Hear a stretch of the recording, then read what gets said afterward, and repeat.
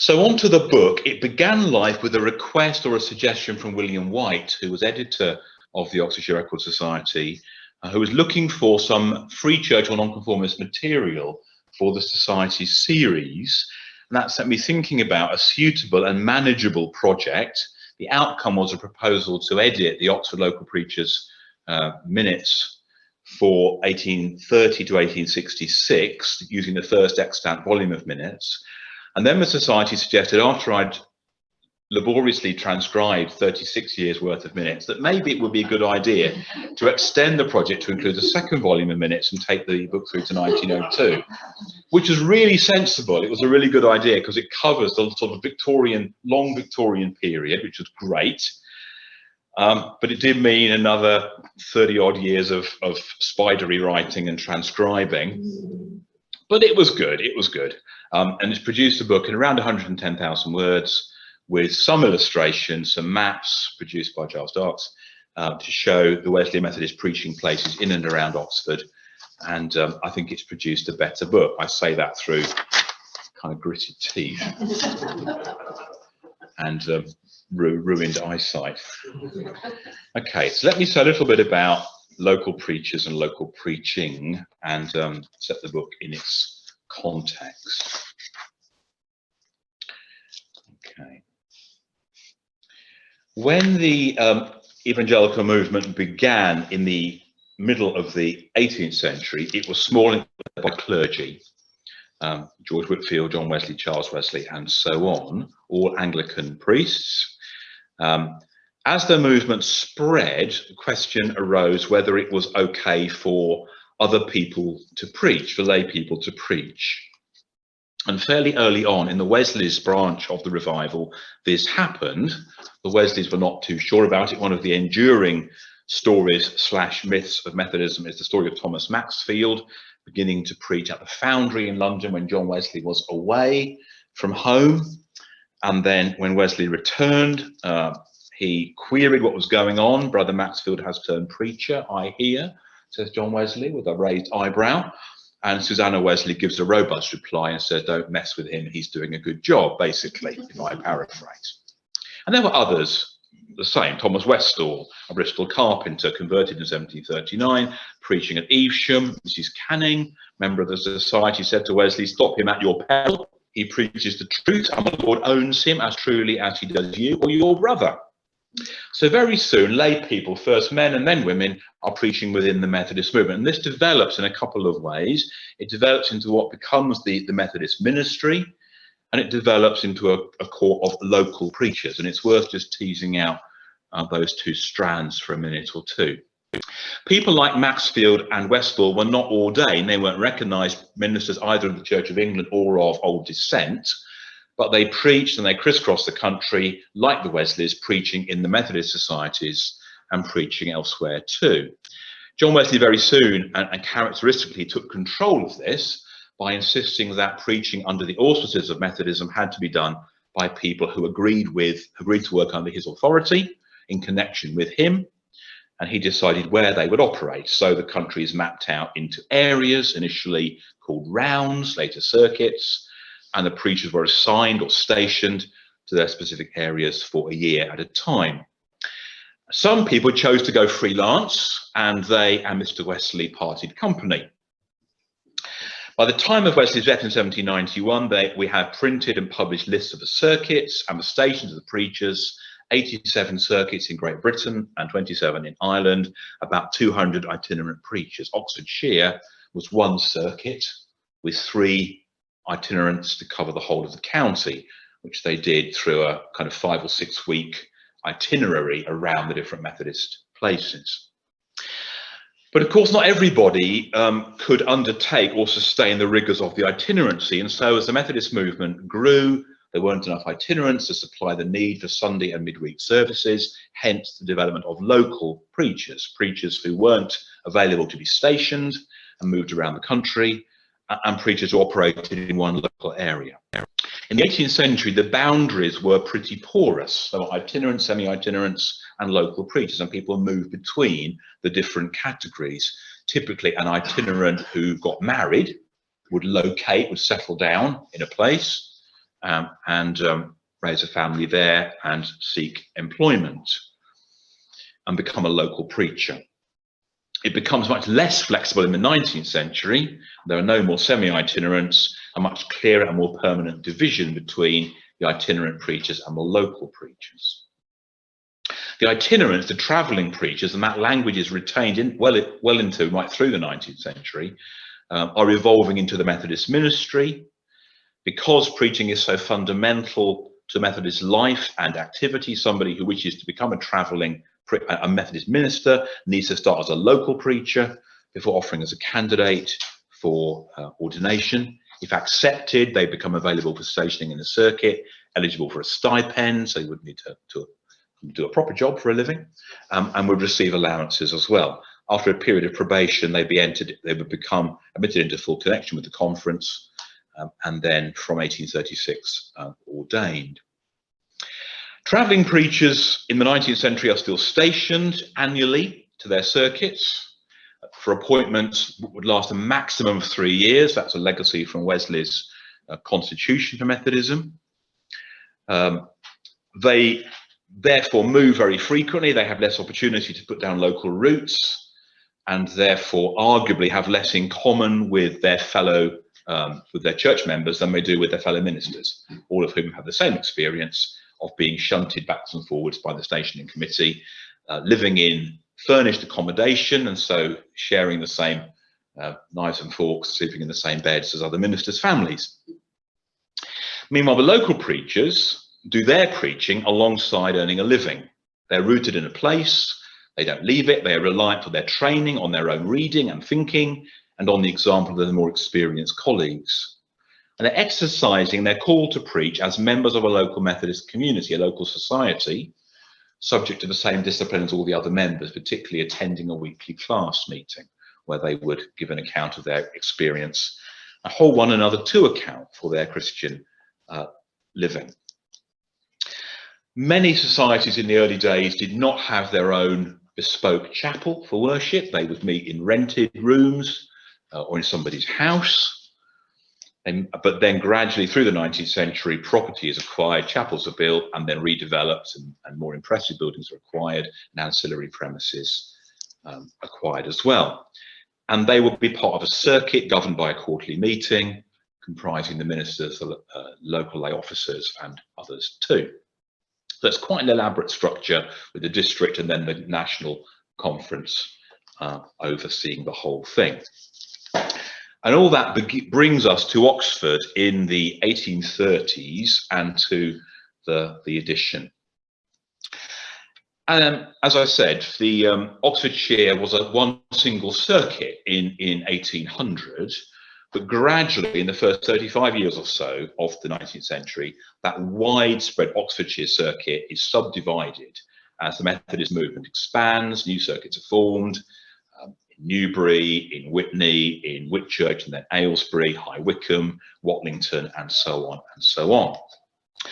The Oxford Circuit, if you've got the handout, which I hope you received, which is probably the most valuable thing in the entire talk, which is actually a copy of a preaching plan. This is for 1839. The Oxford Circuit in 1830, 9 years ahead of this, comprises the city of Oxford and its hinterland. The only change that happens in the whole period of the edition is the transfer of Abingdon and a group of Berkshire societies to the Wantage Circuit in 1837. So they're not shown on that 1839 plan. When the book begins, Abingdon, Blueberry, and other villages in Berkshire are part of the Oxford Circuit, but they are taken away in 1837 to join with Wantage. So the shape of the circuit for nearly the whole period of the minutes is stable. It's the city and it's the area north of Oxford, out to Blaydon and Combe and Woodstock, Wootton and Tackley, Kidlington, Islip, Charlton and Knockmore, and then eastwards to Headington, Forest Hill, Horsebath, Iffley, villages outside. But within that basic geographical stability, there is considerable change and development, and that's reflected in the minutes. There are some places that come and go from the preaching plan. Horsepath is one example of that. It's on their horse path towards the bottom of that plan. The Wesleyans begin preaching in Horsebath in 1835. They struggle on through to 1843, and then they stop. They try again in 1856, again in 1858, again in 1860, and then again in 1871, and then continue right through to the end of the period. So the work is fleeting, but then it's established in the latter part of the 19th century. There are many attempts to establish a Wesleyan court in Somertown right through the 19th century, and in Wheatley without success. There's a strong independent chapel in Wheatley, and there's an independent chapel, congregational chapel in Somertown. That may explain why the Wesleyans can't really get much of a foothold in either of those places. There are lots of places that fall away in 1849, the early 1850s, because there's a big controversy, the Wesleyan Reform controversy, which tears the connection apart nationally and which has a big effect in Oxford as well. And so in Kirtlington and in Kidlington and in Rose Hill, the membership is pretty much pulverised by reform, and the chapels or the preaching places are lost as a consequence of loss of support or loss of premises. And the ebb and flow of all of this is captured in the minutes because they record suggestions of new places to try preaching, places where there are problems, and decisions to alter service times, and decisions to stop preaching in places where the work evidently is not prospering. So there's the minutes help to give a picture of the ebb and flow, the rise and fall, progress and decline of Wesleyan work in different places. On to the preacher's book then. It was 5 years after John Wesley's death, summer 1796, that the Wesleyan Conference directed that each circuit should hold a quarterly meeting of its local preachers. And the books that I've been preparing are the earliest minutes of those meetings for Oxford. The first entry in March 1830 refers to an earlier book, frustratingly now lost. So there were minutes, older minutes, but the book has vanished somehow through the ravages of time. There's a fairly complete record then right through from 1830 right through the Victorian period with just a few missing entries. There's one that states with disarming honesty that the secretary, who was the junior minister in the circuit, had lost the notes. And so there is no record. And there's a whole year missing, and occasional meetings missed, but otherwise the record is pretty complete.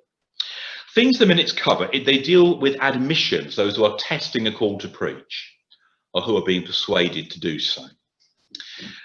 They deal with training. It's very much an apprenticeship system in the 19th century. There were no exams, no studies. Somebody who was testing a call to preach would work with an experienced preacher.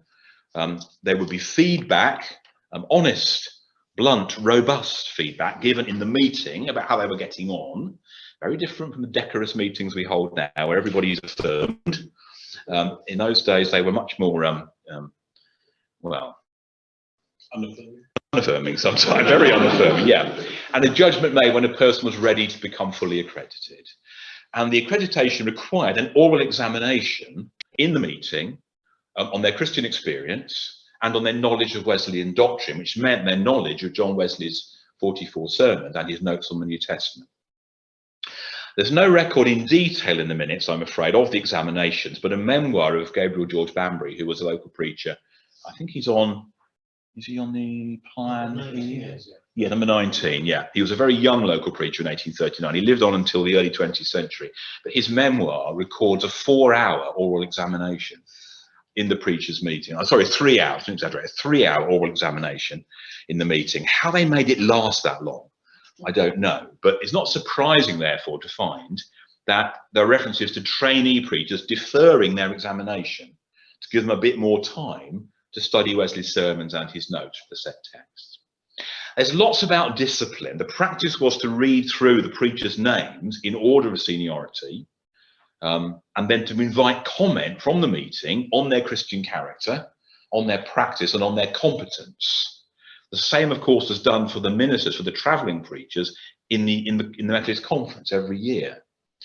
And most of the entries in these minutes, the quarterly meeting minutes, record some cause for complaint about somebody. The most common one is a missed appointment, where somebody failed to show up for a service where they were planned. And the usual way of describing that was to say that a particular place had been disappointed by the non-appearance of the preacher. Now, how disappointed they were might depend on who it was that was planned.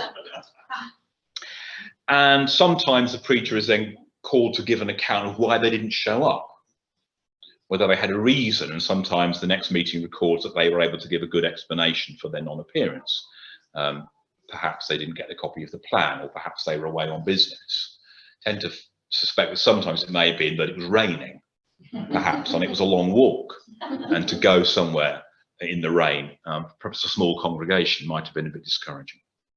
There are other disciplinary problems too, less common. Debt is one. The Wesleyans had a reputation for severity towards members who had financial problems. Maybe that was because of reputational damage or risk to connectional funds. But there are in the Oxfordshire minutes examples of considerable understanding and compassion when people fell on hard times financially. There was a preacher in the latter part of the 19th century called Horace Ashdown, who was a grocer, and his business failed in 1889, and the preachers' meeting had a whip round to help him out, set him back on his feet. There are some more serious situations. The very first minutes in 1830 record the expulsion of a preacher called John Wesley Hussey, who came off the plan in 1830. It doesn't say why, but investigation in the local press reveals that he had stolen money from his employer, who was another Wesleyan, and was sentenced to be transported for 7 years, but that was mitigated and he served a prison sentence in this country. There's discipline for Sabbath breaking. Thomas Meek, who was a glover in Woodstock, was hauled over the coals in 1836 because it turned out that his family, presumably it was a domestic-based business, had been working on the Sabbath to fulfill a rush order. And Meek was rebuked both for the breach of the Sabbath, but also because he evidently wasn't controlling his family properly. And it was resolved that he would be given a quarter off preaching appointments so that he could devote more attention to being at home, making sure his children and his servants behave themselves. And he had a bit of a huff and resigned at that point. There is one example of domestic violence. John Harris of Tackley in June 1866, where it's recorded that he had had a quarrel with his wife and it had become so agitated that it had come to blows. The minutes actually are rather more understanding of John Harris than I think we would be today. It said he was under great provocation and he was suspended for 1 quarter from the plan as a result. Bit more seriously, manslaughter.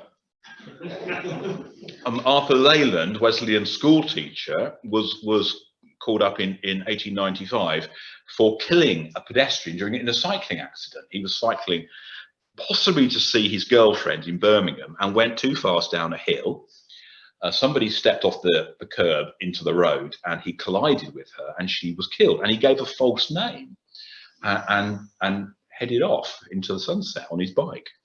Eventually he owned up and was brought to trial, but was cleared by a jury for presumably because it was deemed to be an accident. He later became an Anglican clergyman. One more, Walter Gilder Taylor. The minutes of 1884 refer rather coyly to his case. And again, the local paper has provided the details. He was convicted by the Oxford magistrates of indecent exposure in the university parks and sentenced to 3 months hard labour. A number of the preachers again rallied round and put up bail for him so that he could make an appeal. That doesn't seem to have succeeded, and he left the circuit early in the following year. So quite a range in the minutes.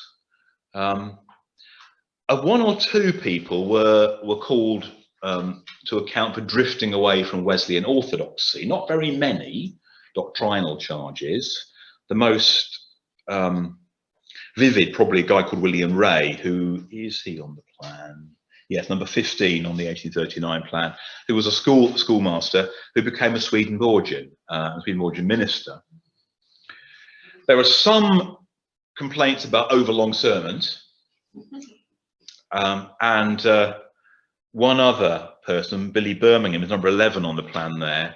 He seemed to get into trouble for a sort of levity and frivolity, and also for freelance revivalism. In 1843, he missed an appointment at Woodstock, and instead he went to Charlton-on-Otmore to do some revival services, really on his own initiative.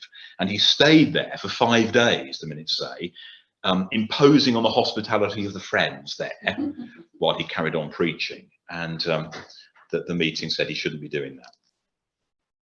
Okay, so that's the exciting stuff, the disciplinary cases. There's a lot more dull stuff. Times of services, experimenting with afternoon services, evening services, different times, summer and winter, in the villages particularly. Much about places of preaching, as I've said, whether to start up new services in different places. That happens particularly in the 1880s when Hugh Price Hughes is superintendent, 1881 to 84. There's a real big revival in Oxford, huge increase in the membership, and Hughes sends out teams of preachers to villages where there is not currently nonconformist or free church worship to see if they can start new Methodist chapels, Methodist societies in villages like Cuddesdon and Dorchester, which are seen as kind of ridden by high Anglicanism. And they send preachers out in little sort of pony traps to do open air worship. And there's a lovely reference to Mr. Railton, who's the secretary of the preachers' meeting, assisting on the cornet at these services, so he has some music to try and draw a crowd. There's little in the minutes about the wider life of Methodism, except for the Reform crisis, 1849 onwards, which directly affects local preachers because a whole chunk of local preachers resign or are expelled because of their Reform sympathies. There's very little about the wider life of Oxford, the city or the university, although the presence of students is apparent in the later decades, once universities open to non-Anglicans and once higher degrees are open to non-Anglicans from the latter part of the 19th century. And so you begin to find students coming through as trainee preachers. Okay, let's have a look at who were the preachers then, and that takes us to that 1839 plan. Could happily spend a long time looking at the plan because the plan is a fascinating document. It tells all kinds of things, both by what it says and by what it doesn't say. But we'll just focus for a few minutes on the right-hand column of the plan, which lists the preachers. You'll see the first two names in block capitals, Cook and Nightingale. They're the itinerants, the travelling preachers, the ministers. Corbett Cook, a very senior itinerant of many years standing, and Thomas Nightingale, a junior minister, I think in his second appointment. And that was the pattern in Oxford right through the middle part of the 19th century, to have two itinerants stationed in the city, one superintendent, senior minister, and then often a very young, single, junior person. Very often actually lodging in the superintendent's house, which is on the new Inhall Street site, if you know the city centre, where Wesley Memorial Church is now. The old chapel was at the back of the site, on what's now St Peter's College ground, and at the front of the site, on the street, was a house for the superintendent. And the junior minister often had to lodge there, which must have been, well, either a wonderful learning opportunity or an awful ordeal. You couldn't get away from the superintendent, even at home. Looking down the list, we could say lots about the characters. Thanks to Ancestry and websites, it's been possible to trace quite a few of the preachers and find out a little bit about who they were, what their work was, and how long they've been preaching. I'll just mention one or two. The list is basically in order of seniority. That varied a little because of the disciplinary rules in the 19th century, which was if somebody really misbehaved, they'd be dropped to the bottom of the list. And that was a very public humiliation, actually, because the plan was a public document. And so if somebody dropped from number 3 to number 20, everybody in the circuit could see they'd done something wrong, which was a good discipline. Nowadays, we just keep them in order of seniority, and we don't do that. But one or two of the names. Joseph Oastler, number 3 on the list, a senior local preacher. He was born in 1771, so he was well on into later life by 1839, and he was a Mason. He'd been a local preacher since 1795, so 44 years, and he died in office, I think in 1849. William Bartlett, born in 1799, was a master carpenter in Oxford, from Chipping Norton originally. George Brown, born in 1781, local preacher from 1820, was a saddler. Joseph Greenhill, born in 1796, was a brickmaker. George Scarsbrook, born in 1805, was a baker. Josiah Crapper, born in 1808, was a schoolmaster from a very well-established Oxford Wesleyan family. James Hitchman rather, was a tailor. Sorry, I've missed Thomas Church. He was also a tailor. Billy Birmingham, I've mentioned. He was a shoemaker, so he was probably able to take time off for his freelance revivalism, because his trade was much more in his own control. Henry Leake is the only person in the entire book who is described as a gentleman. So Leake was socially a cut above all the others. Most of the others are skilled tradespeople or craftsmen. Henry Leake was a gentleman, born in Killington in 1811, and he was a big player in the reform crisis. He had the clout, the influence, and the money to promote Wesleyan reform in Oxford, and cause from the Wesleyan point of view, a great deal of trouble. Thomas Meek, Woodstock Glover from Worcester, originally. John Prentice of Whitesmith. William Ray, the Swedenborgian schoolmaster. Shadrach Robbins, beautiful biblical name, a cordwainer from Abingdon. Harris defeated me. There are lots of Harrises in the minute. There are lots of Harrises in 19th century Oxford. I don't know which Harris this was. I don't think the one that had the altercation in 1866 with his wife. I think this was another Harris. Thomas Smith, bootmaker and Joseph Osler's son-in-law. Gabriel George Banbury, a draper and tailor, born in Burford in 1811, died in 1815 rather, died in 1911 in his late 90s. And he again became a great champion of Wesleyan reform. He had a shop in Woodstock and was an alderman and magistrate in Woodstock, a great champion of all kinds of social and political radicalism as well as religious reform. And James Osborne, a farmer, Charlton on Otmore.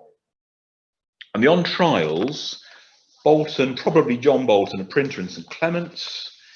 Daniel Young, cabinet maker, he was in trouble in the minutes for taking a young lady to his appointments with him. I guess this was regarded as indecorous. And also by taking picture frames with him. He was a joiner, and it's possible he was doing a bit of business on the side, and he was rebuked, and then he resigned as a result. William Wheeler is the only person on this plan who's described in a sentence as an agricultural labourer. There are a few agricultural labourers among the cohort of preachers, but not very many. They're mostly skilled craftspeople or tradesmen. Wheeler is a labourer from Hampton Foyle. Thomas Jones, a farmer. James Davis, a tea dealer from Cowley. Benjamin Watkins, a schoolmaster.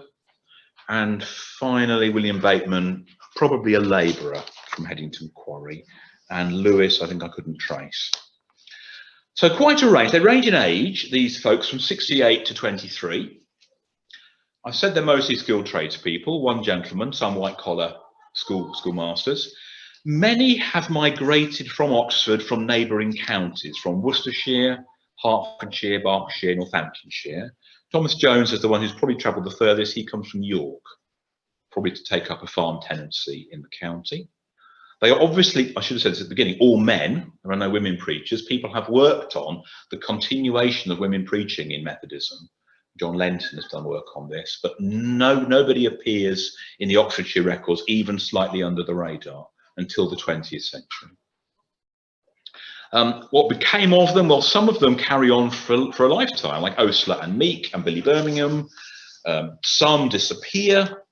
A big group leave in the reform crisis, Bartlett and Scarsbrook and Crapper and Leake and Banbury for all kinds of grievances. I've previously, at previous sessions, drawn attention to two of the preachers whose trajectories are interesting and different. I've mentioned William Ray, the Swedenborgian.